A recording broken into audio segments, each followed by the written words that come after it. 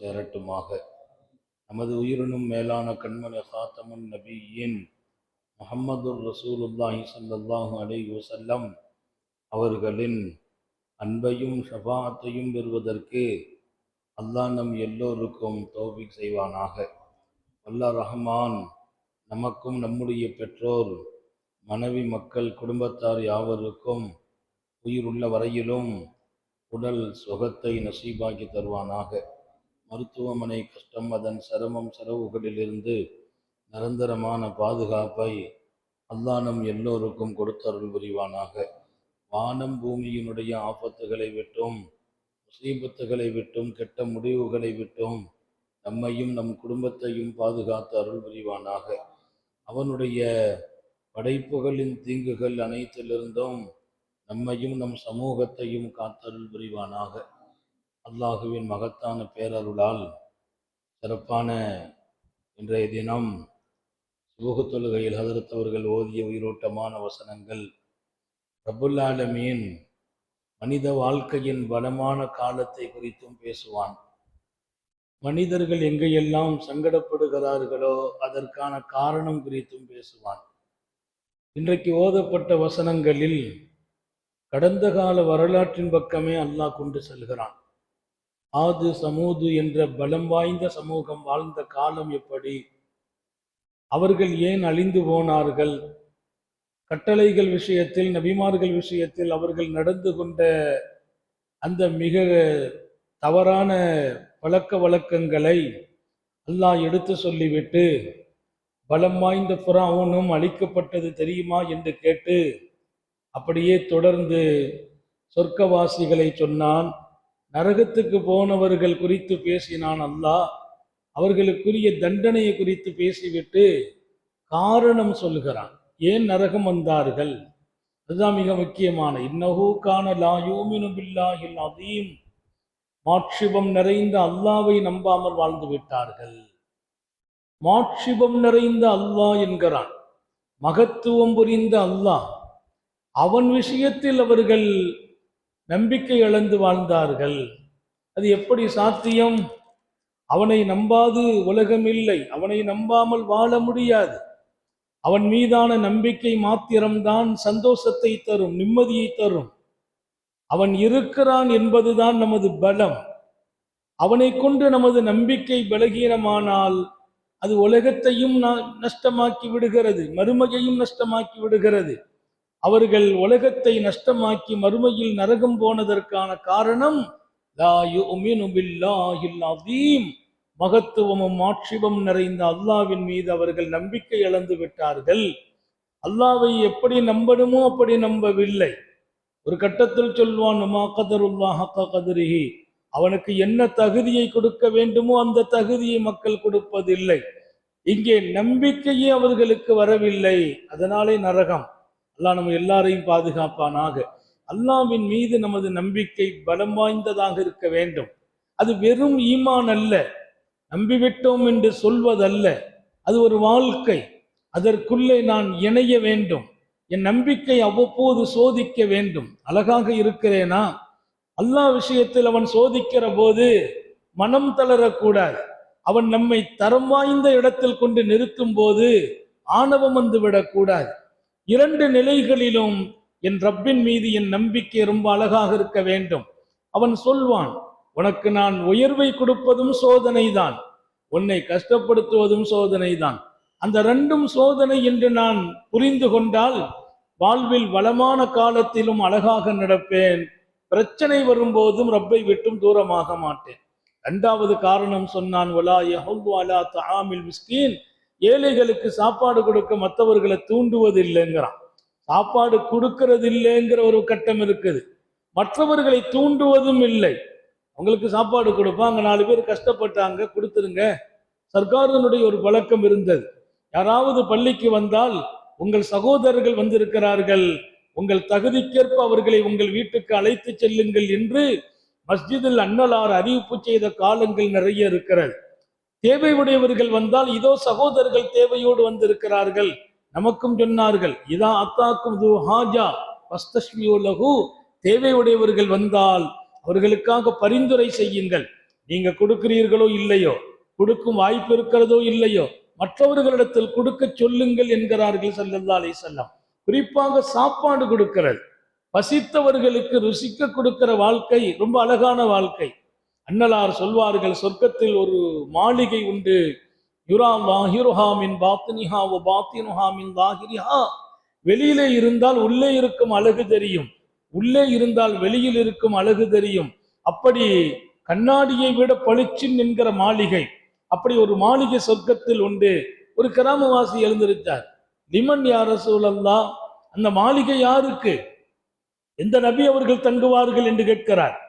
பெருமானார் ஸல்லல்லாஹு அலைஹி வஸல்லம், லிமன் அத்அம தஆம், யார் ஏழைகளுக்கு உணவளிக்கிறார்களோ அவர்களுக்கு அந்த மாளிகை. வஅஃஷா ஸலாம், மற்றவர்களுக்கு சலாம் சொல்வதில் ஆனந்தம் கொண்டு பரப்புகிறார்களே. வஸல்லா ஒன்னாசு நியாம் வஸல்லா பில்லைலி ஒன்னாசு நியாம், ராத்திரி மக்கள் தூங்கும் போது அவர் எழுந்திருச்சு இரவு தொழுகையை தொழுகுவார் அல்லவா, அவருக்கு அந்த மாளிகை என்கிறார்கள். அந்த மாளிகை விசேஷமானது, வசந்தமானது, சொர்க்கம் கிடைப்பதல்ல, சொர்க்கத்தில் உயர்ந்த பதவி கிடைக்கிறது, உயர்ந்த மாளிகை கிடைப்பது. அது யாருக்கு என்கிற போது ஏழைகளுக்கு உணவளிக்க வேண்டும். அப்போ பசித்தவர்களுக்கு ருசிக்க தருகிற வாழ்க்கை ரொம்ப விசேஷமான வாழ்க்கை. அது இல்லாதவர்கள் அதன் காரணமாகவும் கூட நரகம் போகிறார்கள். ஒரு கட்டம் அன்னலார் அறிவிக்கிறார்கள், விருந்தாளிகள் வந்து விட்டார்கள், அழைத்து செல்லுங்கள். 1க்கு 2 பேர் சஹாபாக்கள் கூட்டு போறாங்க. சித்திக் நாயகமும் சில பேரை கூட்டு போயிட்டாங்க. வீட்டுல என்ன இருக்குது என்ன இல்லை அப்படிலாம் இல்லை, ரசூல் சொல்லிட்டாங்களா, கூட்டு போயிடுறாங்க. ஒரு செய்தியை சொன்னாங்க, மன்கான லகு, ரசூல் சொன்னாங்க, யாரிடத்துல இருக்கிறதோ தாமு இஸ்னேன் யக்வி சாலிசா, 2 பேர் சாப்பிடுறதுதான் உணவு இருக்கு, கூட்டு போங்க, 3 பேருக்கு அது போதுமாகி விடும் அப்படின்னு சர்க்கார் சொல்லுவாங்க அடிக்கடி. சாபாக்கள் கூட்டு போனதுல சித்தியக்கும் கூட்டு போயிட்டாங்க. கூட்டு போயிட்டு அன்னலாருடைய தர்பார்ல உட்கார்ந்துட்டாங்க. நம்ம போனா சாப்பாடு பத்தாது, விருந்தாளிகள் நம்மை சாப்பிட வைப்பாங்க, அங்க இருக்கிற சாப்பாடு கம்மி தான், விருந்தாளிகள் சாப்பிட வேண்டும் என்று பள்ளிவாசலில் தங்கி கொண்டார் சித்திக் நாயகம். வரலாற்றினுடைய ஆழமான பகுதி. ஆனால் விருந்தாளிகளை பொறுத்தவரையில் வீட்டிலே எடுத்து கொண்டு வைக்கிறார்கள், உண்ணச் சொல்கிறார்கள், படமுறை தூண்டுகிறார்கள். அவங்க நாங்க சாப்பிட மாட்டோம்டாங்க. எங்க சாப்பிட மாட்டீங்க? அபூபக்கர் வீட்டுக்கு வந்திருக்கோம், அபூபக்கர் இல்லாம சாப்பிட மாட்டோம். அபூபக்கர் வீடு, அவர் இல்லாமல். அபூபக்கர் சித்திக் அன்னலாரோடு இருக்கிறார்கள். 2 காரணம். ஒண்ணு நபியின் சகவாசம், நபி கொஞ்ச நேரம் பள்ளியில் இருக்கிறாங்க, கூட உட்கார்ந்துட்டாங்க. இன்னொன்னு, நம்ம வந்தால் விருந்தாளிகள் நம்மை ஃபாலோ பண்ணுவாங்க, நம்ம சாப்பிடணும்னு நினைப்பாங்க, அவங்களுக்கு பத்தாம போயிடக்கூடாது. யூசிரூன அலா அன்புசிஹிம் வலவ் கான பிஹிம் ஹஸாஸா, தேவை இருக்குது, பசி இருக்குது, தான் சாப்பிடாம அடுத்தவங்களை தேர்ந்தெடுக்கிறது. அல்லாஹ் நம்ம எல்லாருக்கும் தௌபீக் செய்வானாக. ஆனா விருந்தாளிகளோ பிடிவாதமாக மறுத்து விட்டார்கள். வாங்க, அவங்க ஏழைகள், மிஸ்கின்கள், அவங்க சாப்பிடலாம். மிஸ்கின்கள்ட்ட இந்த குணம் இருந்துச்சு, வீட்டின் உரிமையாளர் வராம நாங்க சாப்பிட மாட்டோம். அவங்க கூட அந்த பசிய அணைத்து கொண்டார்களே தவிர, அடக்கி கொண்டார்களே தவிர ஒரு கவலத்தை எடுக்கல. எப்படிப்பட்ட மிஸ்கின்களும் வாழ்ந்திருக்கிறார்கள் என்கிற பாடமும் வரலாறு படித்து தரும். கொஞ்ச நேரம் ராத்திரி நடுப்பகுதி கழிஞ்சி சித்திக் நாயகம் வீட்டுக்கு வந்தா சாப்பாடெல்லாம் அப்படி அப்படி இருக்கு. என்னம்மா விருந்தாளிகள் சாப்பிட்டாங்களா? இல்ல பாவா, சாப்பிட மாட்டேன்ட்டாங்க. கோவப்பட்டாங்க. வீட்டுல என்ன சொல்றீங்க? அவங்களை அனுப்பி வச்சேன்னு, அவங்க எங்க? எல்லாரும் படுத்து தூங்கிட்டாங்க. சாப்பிட மாட்டோம். ஏன்? நீங்க வர்ற வரைக்கும். வல்லாஹி லா ஆக்குலுண்டாங்க, அல்லாமே சத்தியமா நான் சாப்பிட மாட்டேன். வேகமா சத்தியம் பண்ணிட்டாங்க. விருந்தாளிகள் சாப்பிடாம நான் எப்படி சாப்பிடுறது? அவங்களுக்காகத்தானே நான் வராம இருந்தேன். அவங்கள போல எழுப்புங்கன்னு எழுப்பி எல்லாருக்கும் சாப்பாடை வச்சாங்க. அவங்க எல்லாம் கை வைக்கல, நீங்க முதல்ல வைங்கன்னாங்க. இல்ல நான் சத்தியமா சாப்பிட மாட்டேன் அப்படின்னு சொல்லி சத்தியம் பண்ணிட்டேன்னாங்க. வல்லாஹி நான் ஆக்குல், அவங்க எல்லாரும் சேர்ந்து அல்லாமே சத்தியமா நாங்க சாப்பிட மாட்டோம் நீங்க சாப்பிடுற வரைக்கும். வல்லாஹி லா நாக்குல் ஹத்தா தாக்குல், நீங்க சாப்பிட்டாதான் நாங்க சாப்பிடுவோம், இது சத்தியம்ட்டாங்க. ஆக 2 பேரும் சத்தியம் பண்ணி இருக்கிறாங்க. சத்தியத்தை அவ்வளவு சீக்கிரமா முறிக்க முடியுமா? ஒரு பெரிய வாழ்க்கை என்கிறேன். விருந்து கொடுப்பதும் விருந்தாளிகளை உண்ண தூண்டுவதும் ஒரு அருமையான வாழ்க்கை. அதில் ஒரு தனி ரசனை. அதை கொடுத்தவர்களுக்கு தெரியும் அந்த துவா உயர்வானது. சில பேர் வாழ்க்கையில உடல்நலம் குறைவாயிடுவாங்க. நம்ம வீட்டுல ஒரு விருந்தாளி வந்து சாப்பிட்டுட்டு அல்லாஹ் நல்லாக்கி வைன்னு சொல்லணும்னு இல்லை, அவர் சாப்பிட்டுட்டு போன உடனே அல்லாஹ் சொல்வானா, விருந்தாளி வந்து சாப்பிட்டு போயிட்டார், அந்த வீட்டுல இருக்கிற பிரச்சனையை தீர்த்து வைங்கம்பான். ஒரு வீட்டின் பிரச்சனைகளை கூட தீர்ப்பதற்கு அந்த வீட்டில் விருந்தாளிகள் வர வேண்டும், சாப்பிட வேண்டும், அந்த சாப்பாடு கண்ணியமாக கொடுக்கப்பட வேண்டும். சித்தியக்குல் அக்பர் இல்லாமல் சாப்பிட மாட்டோம் என்றார்கள், உறங்கினார்கள். அபூபக்கர் வந்தவுடன் அவங்களெல்லாம் சாப்பிடல, வேகம் வருது. ஏன்? விருந்தாளி எங்க வீட்டுல சாப்பிடாம தூங்கிட்டாரு, அல்லாமே சத்தியமா நான் சாப்பிட மாட்டேங்கிற. அவர்களை எழுப்பி உட்கார வைத்தால் கை வைங்கிறாங்க சித்தியக்கிட்ட. நான் கை வைக்க மாட்டேன். மீண்டும் சொன்னாங்க, நான் சத்தியம் பண்ணிட்டேன். ஒல்லாஹிலானா, நாங்களும் சத்தியம் பண்றோம். கடைசியா பார்த்தாங்க அபூபக்கர், இது ஏதோ சைத்தானு விளையாட்டா போயிடக்கூடாது, சத்தியத்தை முறிச்சிருவோம், அதுக்கு என்ன உண்டுமோ செய்துக்கிடுவோம், சாப்பிடுங்கன்னு அவர்களையும் சாப்பிட வைக்கிறாங்க, இவங்களும் சாப்பிடுறாங்க. ஆனா சாப்பாடு பத்தாது, கம்மியான சாப்பாடு. அல்லாஹ்வின் பேரருளை பார்த்தோம், அற்புதத்தை பார்த்தோம். அவர்கள் ஒமா ரஃபா லுக்மா, ஒரு கவலம் உணவை கையில் எடுத்து விருந்தாளிகள் சாப்பிட அந்த கீழ்பாகத்தில் இருக்கும் உணவு இன்னும் அதிகமாகிக் கொண்டே இருந்தது. அப்படி ஒரு கவலத்தை எடுப்பாங்களா, அங்க குறையணுமே. ஒமா ரஃபா ருக்மா இல்லா ஜாதா, ஒரு கவலத்தை எடுத்தால் இன்னொரு கவலம் அங்க கூடுது. 5 பேர் சாப்பிடுறாங்கன்னா 5 பேர் உணவு எடுக்கிறாங்க, 5 கவலம் குறையணும், எக்ஸ்ட்ரா 5 கவலம் கூடுது. உன்ன கீழ்த்தட்டின் உணவுகள் கூடிக்கொண்டே இருக்க எல்லாரும் போதுண்டு முடிவுக்கு வந்தாங்க. சாப்பாடு இருந்தது, அப்படியே இருந்ததுன்னு சொல்லல, இருந்ததை விட கூடுதலாக இருந்தது. எங்கே அல்லாஹ்வின் ஏற்பாடு? நீ கொடு, அதை அதிகப்படுத்துறது என் வேலை என்கிறான். நீ விருந்து கொடுப்பதால் குறைந்து போவதில்லை, விருந்து கொடுப்பதால் இன்னும் கூடுதலாக நீ கொடுக்கப்படுவாய். தட்டில் மாத்திரமா உணவு கூட போகிறது, உன்னுடைய சேமிப்பு பெட்டகத்திலும் பரக்கத்து கூடும், சேமிப்பு பெட்டகத்திலும் பரக்கத்து கூடும். எனவே நரகவாசிகளுக்கான காரணத்தை அல்லாஹ் சொல்லும் போது உணவு கொடுப்பதற்கு தூண்ட மாட்டார்கள் என்கிறான். தூண்டுவதும் ஒரு பெரிய வாழ்க்கை. அடுத்தவங்களை கொடுங்கன்னு சொல்லணும். இன்னைக்கு எல்லாம் சில பேர் இருக்கிறாங்க, மிகப்பெரிய வசதி உள்ளவங்க, அவங்க வேலை என்ன தெரியுமா? அங்க ஒரு 100 பேருக்கு சாப்பாடு கொடு, இங்க ஒரு 500 பேருக்கு சாப்பாடு கொடு.